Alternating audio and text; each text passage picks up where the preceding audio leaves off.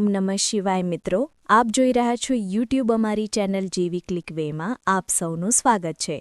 મિત્રો, આજે આ વિડીયોમાં આપણે સાંભળવાના છીએ ભાદરવા માસની આ શુભ પૂર્ણિમાના દિવસે ભગવાન શ્રી સત્યનારાયણ દેવની કથા. જો આપના વિડીયો પસંદ આવે તો લાઇક કરજો, શેર કરજો. આપ આ ચેનલ પહેલી વખત જોઈ રહ્યા છો તો સબસ્ક્રાઇબ કરી લેજો, જેથી આવનાર નવા વિડીયોની માહિતી આપ સુધી તુરંત પહોંચી શકે. ધન્યવાદ. ભગવાન સત્યનારાયણ દેવની કથા સ્કંદ પુરાણના રેવા ખંડમાં આપેલી છે. આ સત્યનારાયણ દેવની કથા 5 અધ્યાયમાં વહેંચાયેલી છે. આવો આપણે સાંભળીએ અધ્યાય પહેલો, શ્રી સત્યનારાયણ દેવનો મહિમા અને વ્રતની વિધિ.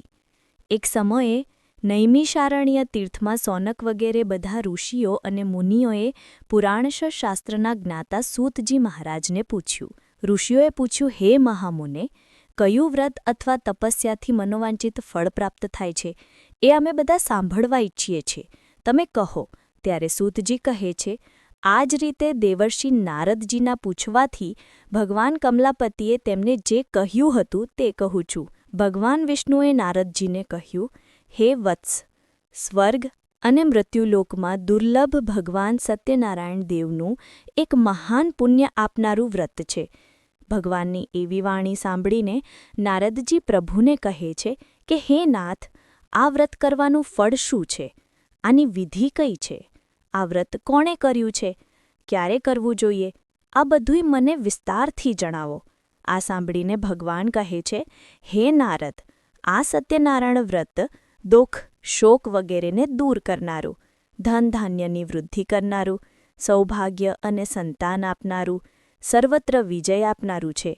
જે કોઈ પણ દિવસે ભક્તિ અને શ્રદ્ધાપૂર્વક મનુષ્ય, બ્રાહ્મણો અને ભાઈ ભાંડુ સાથે ધર્મ તત્પર થઈને સાયંકાળે ભગવાન નારાયણની પૂજા કરે, નૈવેદ્યમાં સર્વોત્તમ ભોજન પદાર્થને સવાઈ માત્રામાં ભક્તિપૂર્વક અર્પણ કરવું, ભાઈ ભાંડુ સાથે શ્રી સત્યનારાયણ ભગવાનની કથા સાંભળીને બ્રાહ્મણને દક્ષિણા આપવી, પછી ભાઈ ભાંડુઓ સાથે બ્રાહ્મણને ભોજન કરાવવું. આ રીતે સ્કંદ પુરાણના રેવા ખંડમાં શ્રી સત્યનારાયણ દેવની કથાનો પહેલો અધ્યાય પૂરો થાય છે. બોલો સત્યનારાયણ દેવની જય. હવે આપણે સાંભળીએ સત્યનારાયણ દેવની કથાનો અધ્યાય બીજો, નિર્ધન બ્રાહ્મણ અને કઠિયારાની કથા. રમણીય કાશી નામક નગરમાં કોઈ અત્યંત નિર્ધન બ્રાહ્મણ રહેતા હતા. ભૂખ અને તરસથી વ્યાકુળ તેઓ દરરોજ પૃથ્વી ઉપર આમ તેમ ફરતા હતા. બ્રાહ્મણ પ્રિય ભગવાને તે દુઃખી બ્રાહ્મણને જોઈને વૃદ્ધ બ્રાહ્મણનું રૂપ ધરીને તે બ્રાહ્મણને આદરથી પૂછ્યું, હે વિપ્ર, દરરોજ અત્યંત દુઃખી થઈને તમે શા માટે પૃથ્વી ઉપર ફરતા રહો છો? હે દ્વિજશ્રેષ્ઠ, આ મને જણાવો, હું સાંભળવા ઈચ્છું છું. આ સાંભળીને બ્રાહ્મણદેવ બોલ્યા, હે પ્રભુ, હું ખૂબ જ ગરીબ બ્રાહ્મણ છું અને ભિક્ષા માટે પૃથ્વી ઉપર ફરું છું.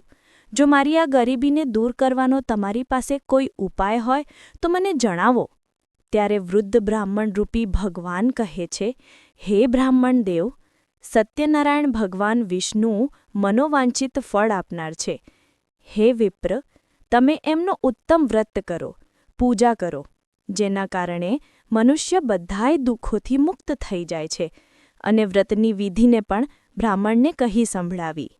વૃદ્ધ બ્રાહ્મણ રૂપધારી ભગવાન સત્યનારાયણ ત્યાં જ અંતર્ધ્યાન થઈ ગયા. વૃદ્ધ બ્રાહ્મણે જે કહ્યું છે તે વ્રતને હું સારી રીતે જરૂર કરીશ. આ વિચારતા જ તે બ્રાહ્મણને રાત્રે નિંદર ના આવી. ત્યાર પછી સવારે વહેલા ઉઠીને સત્યનારાયણ દેવનું વ્રત કરીશ એવું સંકલ્પ કરીને તે બ્રાહ્મણ ભિક્ષા માટે નીકળ્યા. તે દિવસે બ્રાહ્મણને ભિક્ષામાં ખૂબ જ ધન મળ્યું. તે ધનથી તેના ભાઈબંધુ સાથે મળીને તેણે ભગવાન સત્યનારાયણ દેવનું વ્રત કર્યું. તે દરમિયાન એક કઠિયારો ત્યાં આવી અને લાકડા બહાર મૂકીને તે બ્રાહ્મણના ઘેર ગયા. તરસ્યો કઠિયારો બ્રાહ્મણને વ્રત કરતા જોઈને વંદન કરીને પૂછે છે કે હે પ્રભુ, તમે આ શું કરી રહ્યા છો? આ વ્રત કરવાથી ક્યાં ફળની પ્રાપ્તિ થાય છે? તે મને વિસ્તારથી કહો. આ સાંભળીને તે બ્રાહ્મણ દેવ બોલ્યા, આ સત્યનારાયણ દેવનું વ્રત છે, જે બધી ઈચ્છાઓને પૂર્ણ કરનારું છે. આ વ્રતના કારણે મને આ બધી સંપત્તિ મળી છે. ત્યારે તે કઠિયારો પાણી પી પ્રસાદ લઈને નગરમાં ગયો. સત્યનારાયણ દેવ માટે હૃદયપૂર્વક વિચારવા લાગ્યો, આજે લાકડા વેચીને જે ધન પ્રાપ્ત થશે તેનાથી હું સત્યનારાયણ દેવની શ્રેષ્ઠ કથા કરીશ, વ્રત કરીશ. આમ મનમાં ચિંતન કરતા લાકડા મૂકીને તે સુંદર નગરમાં ગયો, જ્યાં શ્રીમંત લોકો રહેતા હતા. તે દિવસે તેને લાકડાનું મૂલ્ય બમણું મળ્યું. તે પછી પ્રસન્ન થઈને તે કેળા, ખાંડ, ઘી, દૂધ, ઘઉંનો લોટ લઈને પોતાના ઘેરે આવ્યો અને ભાઈ ભાંડુને બોલાવીને વિધિપૂર્વક ભગવાન સત્યનારાયણ દેવનું વ્રત કર્યું. આ વ્રતના પ્રભાવથી તે ધન અને સંતાનથી સંપન્ન થઈને આ લોકમાં સુખ ભોગવીને અંતે સત્યપુર વૈકુંઠ લોકમાં ચાલ્યો ગયો. આ રીતે સ્કંદ પુરાણમાં રેવાખંડમાં સત્યનારાયણ દેવની કથાનો બીજો અધ્યાય પૂરો થયો. બોલો સત્યનારાયણ દેવની જય. શ્રી સત્યનારાયણ દેવની કથાનો અધ્યાય ત્રીજો, રાજા ઉલ્કામુખ, સાધુવાણીઓ અને લીલાવતી કલાવતીની કથા. પ્રાચીન કાળમાં ઉલ્કામુખ નામના એક રાજા હતા. તે જીતેન્દ્રિય, સત્યવાદી અને ખૂબ જ બુદ્ધિમાન હતા. તે વિદ્વાન રાજા દરરોજ મંદિરમાં જતા બ્રાહ્મણોને દાન આપીને તેમને સંતુષ્ટ કરતા હતા. કમળ જેવા મુખવાળા તેમની ધર્મપત્ની શીલ, વિનય, સુંદરતા વગેરે ગુણોથી સંપન્ન પતિપરાયણ હતી. રાજા એક દિવસ પોતાની ધર્મપત્ની સાથે ભદ્રશિલા નદીના કિનારે સત્યનારાયણનું વ્રત કરી રહ્યા હતા. તે જ સમયે વ્યાપાર માટે અઢળક ધનસંપત્તિ સંપન્ન એક સાધુવાણીઓ ત્યાં આવ્યો. ભદ્રશિલા નદીના કિનારે નાવને મૂકીને રાજાની પાસે તે ગયો અને રાજાને તે વ્રત કરતા જોઈને સવિનય પૂછવા લાગ્યો. સાધુએ રાજાને કહ્યું, હે રાજન, તમે ભક્તિયુક્ત ચિત્તે આ શું કરી રહ્યા છો? કૃપા કરીને મને બધું જણાવો. આ સમયે હું સાંભળવા ઈચ્છું છું. આ સાંભળીને રાજા કહે છે, હે સાધો, સંતાન વગેરેની પ્રાપ્તિની કામનાથી પોતાના ભાઈ ભાંડુઓ સાથે હું અતુલ્ય તેજ સંપન્ન ભગવાન વિષ્ણુનું વ્રત પૂજા કરી રહ્યો છું. રાજાની વાત સાંભળીને સાધુએ વિનયપૂર્વક કહ્યું, હે રાજન, આ વિશે તમે મને વિસ્તારથી જણાવો. તમારા કથન અનુસાર હું પણ આ વ્રત જરૂર કરીશ. મારે પણ સંતાન નથી. આનાથી અવશ્ય મને સંતાન પ્રાપ્ત હશે. આમ વિચારીને તે વેપારથી નિવૃત્ત થઈને આદરપૂર્વક પોતાને ઘેરે ગયો. તેણે પોતાની પત્નીને સંતાન આપનાર આ સત્યવ્રત વિશે વિસ્તારથી જણાવ્યું. જ્યારે મને સંતાન થશે ત્યારે આ વ્રત કરીશ. આ પ્રમાણે તે સાધુએ પોતાની પત્ની લીલાવતીને કહ્યું. સમય જતાં તેના કન્યારત્નની પ્રાપ્તિ થઈ. તે શુક્લ પક્ષના ચંદ્રની જેમ વૃદ્ધિ પામવા લાગી. તે કન્યાનું નામ કલાવતી રાખવામાં આવ્યું. તે પછી લીલાવતીએ પોતાના સ્વામીને મધુરવાણીમાં કહ્યું, હે નાથ, તમે પહેલાં સંકલ્પ કરેલા શ્રી સત્યનારાયણના વ્રતને કેમ કરતા નથી? આ સાંભળીને સાધુ તેની ધર્મપત્નીને કહે છે, હે પ્રિયે, આપણી દીકરીના લગ્ન સમયે હું આ વ્રત જરૂર કરીશ. આમ પોતાની પત્નીને સારી રીતે આશ્વાસન આપીને તે વેપાર કરવા માટે ચાલ્યો ગયો. આ બાજુ કન્યા કલાવતી પિતાના ઘરમાં મોટી થવા લાગી. પછી ધર્મજ્ઞ સાધુએ નગરમાં સખીઓ સાથે રમતી પોતાની કન્યાને વિવાહયોગ્ય જોઈને મનમાં વિચાર કરીને કન્યાના લગ્ન માટે શ્રેષ્ઠ વરની તપાસ કરવો, આવો દૂતને કહીને તુરંત જ તેણે દૂતને મોકલી દીધા. સાધુની આજ્ઞાથી દૂત કાંચન નામક નગરમાં ગયા. ત્યાંથી તેણે એક વાણિયાના પુત્રને લાધ્યા. વાણિયાના પુત્રના હાથમાં પોતાની કન્યાનું દાન કર્યું. તે સમયે પણ સાધુવાણીઓ દુર્ભાગ્યવશ ભગવાનનું તે શ્રેષ્ઠ વ્રત ભૂલી ગયો. પૂર્વ સંકલ્પ અનુસાર લગ્ન સમયે વ્રત ન કરવાના કારણે ભગવાન તેના પર નારાજ થયા. થોડા વખત પછી પોતાના વેપાર કામમાં કુશળતી સાધુવાણીઓ કાળથી પ્રેરાઈને પોતાના જમાઈ સાથે વેપાર કરવા માટે સમુદ્રની પાસે આવેલા રત્નસારપુર નામે સુંદર નગરમાં ગયા અને પોતાના શ્રીમંત જમાઈ સાથે ત્યાં વેપાર કરવા લાગ્યા. જ્યારે તેઓ બંને રાજા ચંદ્રકેતુના રમણીયા નગરમાં ગયા તે જ સમયે ભગવાન શ્રી સત્યનારાયણે તેને પ્રતિજ્ઞા ભ્રષ્ટ જોઈને આને ભયંકર દુઃખ થાવ આ શાપ આપી દીધો. એક દિવસે એક ચોર રાજા ચંદ્રકેતુના ધનને ચોરીને ત્યાં આવ્યું જ્યાં પહેલાં વાણિયા રહેતા હતા. તે પોતાની પાછળ દોડતા દૂતોને જોઈને ભયભીત થઈને ચોરેલું ધન ત્યાં જ મૂકીને શીઘ્ર જ સંતાઈ ગયો. તે પછી રાજાના દૂતો ત્યાં આવી ગયા જ્યાં સાધુ વાણિયા હતા. ત્યાં રાજાના ધનને જોઈને તે દૂતોએ બંને વાણિયાના પુત્રોને બાંધીને લાવ્યા અને હર્ષપૂર્વક રાજાને તે સૈનિકોએ કહ્યું, હે પ્રભુ, અમે 2 ચોર પકડી લાવ્યા છીએ. આમને જોઈને આજ્ઞા કરો. રાજાની આજ્ઞાથી તે બંનેને વગર વિચારે બાંધીને કષ્ટપ્રદ જેલમાં નાખી દેવામાં આવ્યા. ભગવાન સત્યદેવની માયાથી કોઈએ તેમની બંનેની વાત ન સાંભળી અને રાજા ચંદ્રકેતુએ તે બંનેનું ધન પણ લઈ લીધું. ભગવાનના શ્રાપથી વાણિયાના ઘરમાં તેની પત્ની ખૂબ જ દુઃખી થઈ. તેમના ઘરમાંથી બધુંય ધન ચોરાઈ ગયું. લીલાવતી શારીરિક માનસિક પીડામાં ભૂખ તરસથી દુઃખી થઈ. અન્નની ચિંતાથી ઘેરે ઘેરે ભટકવા લાગી. કન્યા કલાવતી પણ ભોજન માટે આમ તેમ ફરવા લાગી. એક દિવસે ભૂખી તલાવતી એક બ્રાહ્મણના ઘેરે આવી, જ્યાં સત્યનારાયણ દેવનું પૂજન થતું જોયું. ત્યાં બેસીને તેણે કથા સાંભળી અને ભગવાન પાસે વર માંગ્યું. પછી પ્રસાદ લઈને મોડી રાત્રે ઘેર આવી. કન્યા કલાવતીએ તરત જ માતાને કહ્યું, મામા, મેં એક બ્રાહ્મણના ઘરમાં મનોરથ પૂર્ણ કરનાર વ્રત જોયું. કન્યાની વાત સાંભળીને તે વાણિયાની પત્ની વ્રત કરવા તૈયાર થઈ.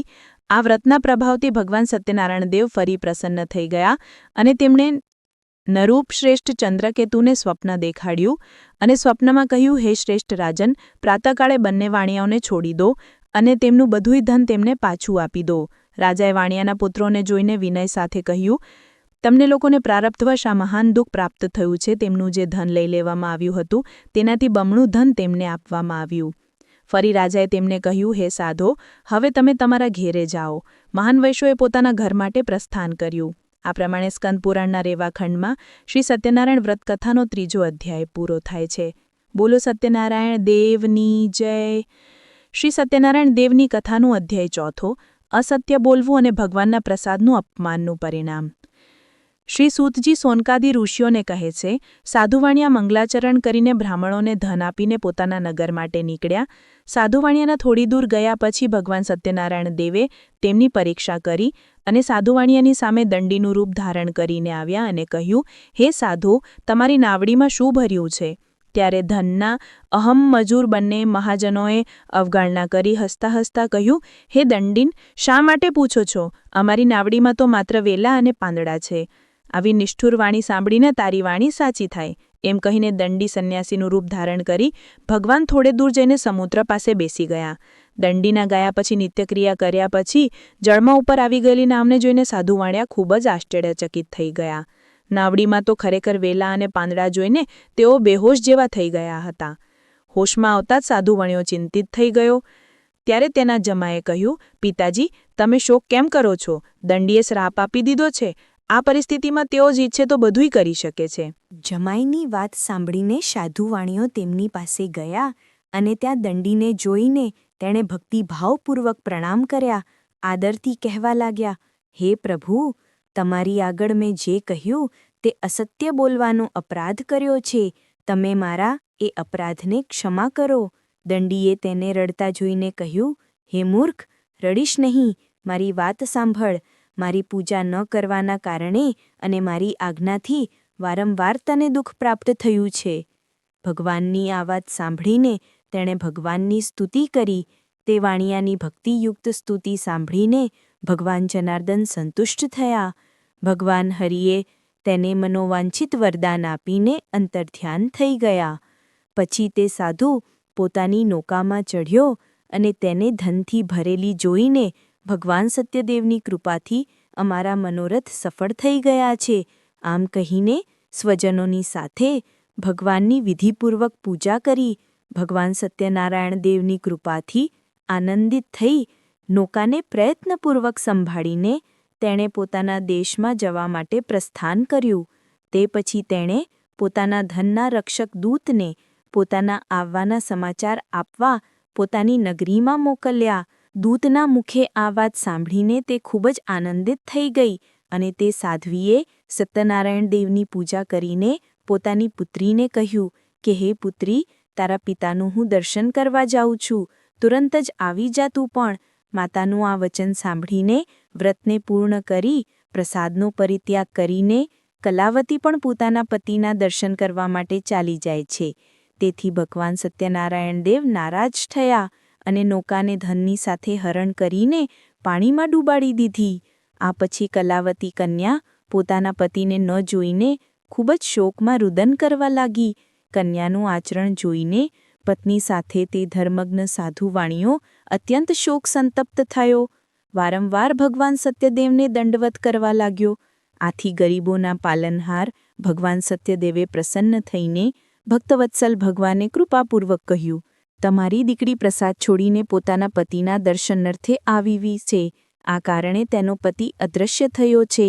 જો તે ઘેર જઈને પ્રસાદ ગ્રહણ કરશે તો પુનઃ તેના પતિના દર્શન કરી શકશે. કન્યા કલાવતી પણ આકાશવાણી સાંભળીને તુરંત જ ઘેર ગઈ. ભગવાનનો પ્રસાદ ગ્રહણ કર્યો. પછી પાછી આવીને સ્વજનો અને પોતાના પતિને જોયા અને વિધિપૂર્વક ભગવાન સત્યનારાયણ દેવની પૂજા કરી ધન તથા બંધુ બાંધવો સાથે પોતાના ઘેરે ગયા. ત્યાર પછી પૂર્ણિમા તથા સંક્રાંતિ પર્વો પર ભગવાન સત્યનારાયણ દેવનું પૂજન કરતા રહીને આ લોકમાં સુખ ભોગવીને અંતે સત્યપુર વૈકુંઠમાં ગયા. આ પ્રમાણે શ્રી સ્કંદ પુરાણના રેવાખંડમાં શ્રી સત્યનારાયણ વ્રતકથાનો 4થો અધ્યાય પૂરો થયો. બોલો સત્યનારાયણ દેવની જય. શ્રી સત્યનારાયણ દેવની કથાનો 5મો અધ્યાય રાજા તુંગધ્વજ અને ગોપજનોની કથા. પોતાની પ્રજાનું પાલન કરવામાં કુશળ તુંગધ્વજ નામે એક રાજા હતા. તેણે સત્યદેવના પ્રસાદનો પરિત્યાગ કરીને દુઃખ પ્રાપ્ત કર્યું હતું. એક વખત તે વનમાં જઈને ત્યાં ઘણા પ્રાણીઓને મારીને એક વટવૃક્ષ નીચે આવ્યા.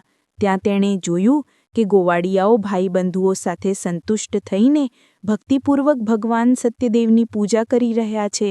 રાજાએ આ જોઈને પણ અભિમાનવશ ન તો ત્યાં ગયા કે સત્યનારાયણ દેવને વંદન પણ ન કર્યા.